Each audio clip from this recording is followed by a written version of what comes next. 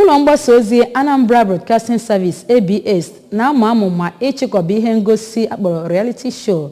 nakwa ịmalite nnukwu ihe mmemme ga-egosipụta ejirimara obodo dịgasị iche iche na Anambra State. Managing Director ABS bụ Sir Chidiebedegwu mere ka amata nke a n'oge ọ na-anabata ndị isi otu Anambra State Association of Town Union ASATU bụ ndị bịara kpọtụrụ ya n'ụlọ ọrụ ya dị n'Awka. Onye ọrụ anyị bụ Njikere wetere akụkọ gbasara njem ahụ ma kọziara anyị ya n'uju.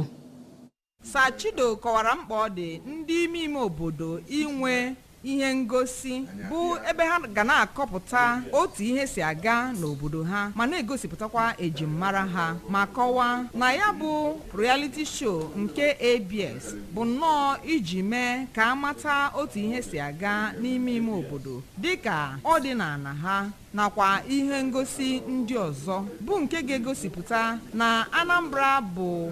ihe nke ala anyị n'ezie.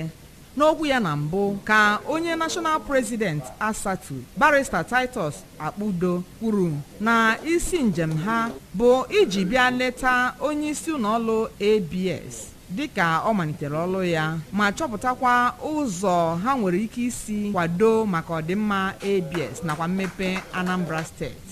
N'ozi ekele ya ka onye National Third Vice President ASATU Chief Ikechukwu Ofokansi kenere onye isi ụlọọrụ ABS n'ihi ezi nnabata o nyere ha ma tokwa ụlọọrụ ABS maka iwepụta ya bụ ihe mmemme reality show maka ọdịmma ime obodo ma kọwaa na ọ ga-akwalite ịkpa agwa ziri ezi nakwa njirimara obodo. Site n'Awka, Njikere